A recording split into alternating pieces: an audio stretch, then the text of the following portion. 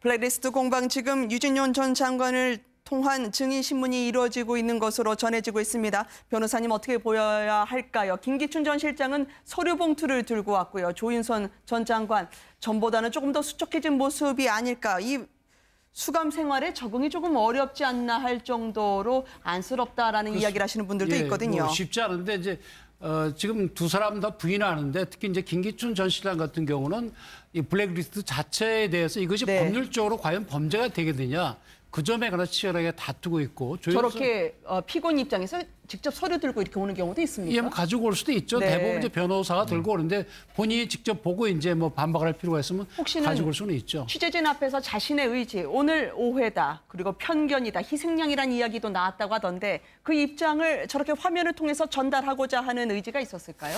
글쎄요. 그렇게까지 연기력이 있을 걸로 보이지는 않고 연세도 80이나 되신 분이고 항상 이제 본인이 법리적인 주장을 해서 예전에도 어려움을 벗어났거든요. 그래서 아마 이번에도 예산을 좀 많이 주다 덜 준 것이 그것이 범죄가 되겠느냐. 어떤 도덕적인 비난이나 정책적인 비난이 있어도 근데 그것도 상당히 법리적으로는 들만하거든요. 그 점을 집중하는 것 같고 조윤선 전 장관의 경우에는 나는 사실 여기에 아주 깊이 개입한 바가 없다. 그래서 조금 부인하는 취지가 다른 것 같아요. 한편 또 다른 김소영 비서관인가 그쪽은 또 완전히 다 인정을 하는 것 같고 그래서 피고인들이 조금 주장하는 방향이 좀 다릅니다. 조윤선 전 장관은 어떻습니까? 지금 오늘 당신의 직업이 무엇입니까? 라고 판사가 물으니까 김기춘 전 실장 무직, 조윤선 전 장관 지금 없습니다라 얘기하는데 크리스마스 전날 자신의 집이 압수수색 당했을 때 상황을 얘기하더라고요. 그렇죠. 두 사람의 입장이 다릅니다. 김기춘 전 실장의 경우는 사실상 주범이자 확신범이고요. 그리고 조윤선 장관은 거기에 끌려 들어간 사실상 종범이라고 볼 수가 있습니다.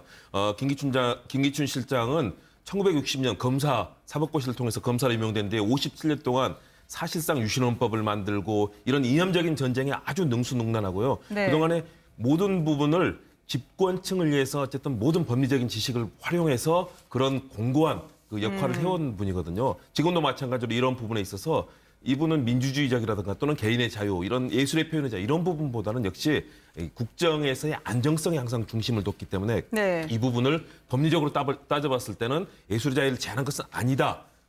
특히 뭐 지원을 안 받는다고 해서 예술을 못하느냐 이런 표현을 할 정도로 사실은 이런 그 법에 아주 충실한 그런 입장을 보이고 있거든요. 반면에 조윤선 장관은 뭐 오페라를 사랑하고 이랬던 입장에서 그 박준호 전 정무수석을 만났을 때 블랙리스트 관리 얘기를 듣고 사색이 돼서 이런 일까지 해야 되느냐라고 했을 정도로 사실은 이 부분에 대해서는 확신을 갖지 못하는 상황이었거든요. 그런 측면에서 두 사람의 입장. 그래서 아들의 뭐 집까지 가택수색된 부분에 대해서 김기춘 실장은 아주 강력하게 법적인 측면에서 항의를 하는 아주 주도 면밀한 입장을 보이는 반면 조윤선 전 장관의 경우는 사실은 굉장히 당혹스럽고 이 상황에 빠져든 것이 굉장히 스스로는 안타까운 그런 마음을 갖고 있는 것 같습니다. 조윤선 전 장관이 오늘 자신의 입장을 법정에서 밝혔습니다. 특검이 철저히 수사해서 오해를 풀어주셨으면 했는데 여기까지 오게 됐다라는 거죠. 블랙리스트에 대해서도 자신이 그 사실을 알고 나서 당황했다는 박준우 전 수석의 진술조서가 공개되기도 했습니다만 조윤선 전 장관은 억울하다는 입장을 얘기하고 싶은 것 같아요. 오해가 쌓였다.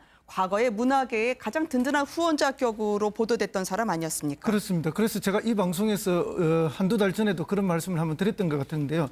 이 조윤선 전 장관을 잘 아는 주변의 그 지인들의 이야기를 종합해 보면은 저런 일을 찾아서 먼저 하는 사람은 잘 아니다. 조윤선 장관의 일하는 스타일이. 그러니까 이제 그 말씀은 뭔가 하면 방금 오늘 저기에서 입장이 갈리는 바로 저 이야기입니다. 그래서 자기가 주도적으로 블랙리스트를 먼저 만들자고 없는 것을 새롭게 만들어낸 사람이 아니라 자기는 기존의 그런 관행 속에서 저항하지 못하고 끌려 들어가서 가담하게 된 그런 종범의 입장이 아닌가. 그러다 보니까 자기는 더 억울함을 느끼는 것이고 그러다 보니까 오히려 이제 실체적 진실을 오히려 법정에서 더 밝힐 가능성이 좀 높다고 봅니다. 왜냐하면 입장이 다르기 때문에. 그래서 최대한 어쨌든 그 형량을 경감받고자 하는 것이 아닌가 그런 느낌을 느끼고 있습니다. 오늘 재판에는 조윤선 전 장관의 청문회 당시 문자 코칭을 했던 남편, 지금 현재 옥바라지를 하고 계시다고 하더라고요. 예, 지금 변호사의 경우는 이제 하루에 적격해서 시간 제한이 없기 때문에 아마 그 하루 종일 같이 앉아서 재판 대책도 세우고 또 이 남편으로서 많이 위로도 해주고 그렇게 하고 있는 걸로 보입니다. 김기춘 전 실장은 측은 강력하게 편견이자 희생양이라는 이야기를 하고 있고요. 조윤선 전 장관은 오해와 추측을 이야기하고 있는데 반면에 참 이 권력 무상이라고 할까요?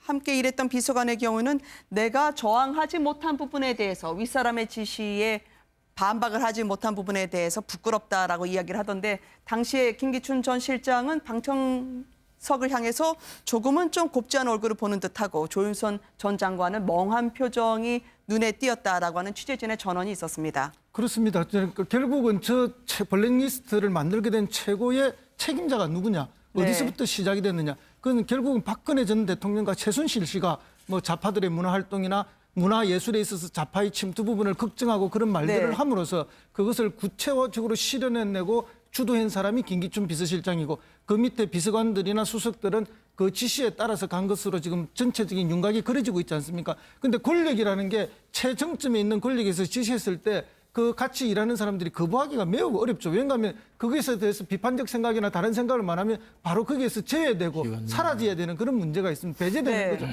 그렇기 때문에 자신의 지위를 확보하고 권력의 그 구조 속에 들어있기 위해서는 그 지시를 따를 수밖에 없는 그런 상황 속에 들어있기 때문에 결국 공범이 될 수밖에 없었던 그런 상황이 아닌가. 근데 그런 이야기를 전 비서관이 이야기를 하니까 비서실장이 째려보면서 무슨 소리를 하느냐 그런 느낌으로 돌아본 것이 아닌가 그렇게 이해가 됩니다. 박 전 대통령을 청와대에 입성하게 했던 그 7인회 중에 한 분이었죠. 김영갑 전 장관의 경우에는 아니 어떻게 김기춘 전 실장이 물론 최순실과는 상당히 좀 불편했던 관계로 알고 있습니다만 인지했던 것으로 알려지고 있는데요. 그분이 바로 실장에 임명된 것은 직원을 한마디도 하지 않고 시키는 대로 할 사람이었기 때문에라고 얘기를 하더라고요. 그렇습니다. 김용갑 전 장관은 정말로 직언을 하면서 미스터 여의도의 바른말이라고 불릴 정도로 아주 네. 정말 자신이 갖고 있는 소신에 대해서 제대로 얘기를 했던 분이거든요. 그래서 나중에 박 전 대통령 친박계였음에도 불구하고 자신은 거취를 정리하고 여의도를 떠난 분인데요. 그러면서 얘기를 했죠.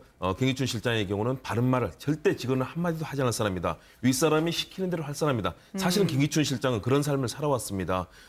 애초에 유신헌법이 만들어지는 과정에 기초하는 과정에도 참여를 했고요. 그리고 중앙정보부 시절이라든가 그 당시에 뭐 제외 외국인 유학생 간첩 조작 사건에도 사실은 그 당시에 대공 수사국장으로서 실무를 전담하면서 많은 그런 일들을 했었는데요. 네. 정권에 조금이라도 해가 되는 일이라거나 이런 부분에 있어서는 결사코 나서서 막지만 윗사람의 심기는 절대 거스르지 않는 그런 보좌의 스타일로 아버지도 보좌했고 그 딸인 박 전 대통령도 보좌를 했는데요. 결국은 박 전 대통령의 삶을 망친 심기 경험만 하고 심기 보좌만 하다가 결국은 박 전 대통령을 망친 것이 아닌가 저는 참으로 안타깝게 생각합니다. 위원장님 친박계에서 어떻게 보셨는지 여쭙고 싶어요. 그럼 최순실을 보고도 모른 척한 겁니까?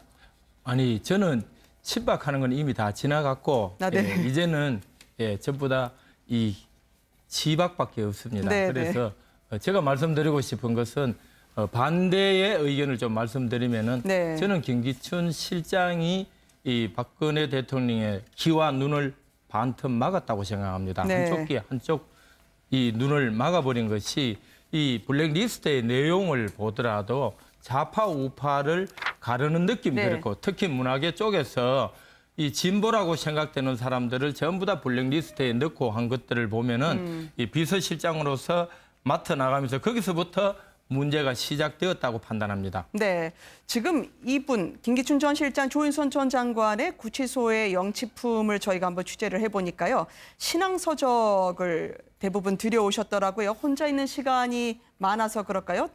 주로 종교 관련 내가 너희를 쉬게 하리라 이런 신앙서적이 얼마나 위로가 됩니까? 상당히 위로가 되죠. 지금 네. 생각해보세요. 사회적으로 왕성한 활동을 하던 양반들이 평생 처음 저렇게 조그마한 방에 들어가서 네. 신체 저희가 전혀 없는 거 아닙니까? 자기 마음대로 움직일 수도 없지 않습니까? 그게 충격이 굉장히 크죠. 그래서 네. 심한 경우 정신병까지 걸릴 수도 있는 건데 어떤 신앙서적을 보면 거기서 위로를 찾을 수밖에 없죠. 특히 네. 최태원 회장 같은 경우는 근 3년 동안 그 교도소에 있으면서 독실한 신앙인으로 돼서 나왔다는 거 아닙니까? 그래서 아마 저런 분들도 뭐 그것이 기독교 서적이건 뭐 불교 서적이건 어느 서적이건 간에 상당히 정신적 위로를 받을 수가 있기 때문에 밖에서 넣어줄 때 주로 넣어주는 그런 서적들입니다. 네. 가장 어려운 시절 사실은 뭐 신데렐라라고 불릴 정도로 장관을 2차례나 하고 그랬다가 갑자기 나락으로 떨어졌을 때 가장 위로가 될 수 있는 게 무엇이겠습니까? 결국은 네. 가족과 종교거든요. 그래서 이런 편안한 마음을 가질 수 있게 하겠지만 그러나 결국은 이런 부분에 대해서 역시 자기가 했던 일에 대해서는 책임을 질 수밖에 없는 상황인데요. 그런 속에서 조금이라도 위로가 될 수 있는 일이 있다면 아마 옆에서 많이 도와드릴 거고요. 박 전 대통령도 좀 그런 예를 들어서 뭐 신우이와 올케의 관계 네. 적극적으로 좀 그런 도움을 조력을 받으면 훨씬 더 나아지지 않을까 그런 생각을 해봅니다. 알겠습니다.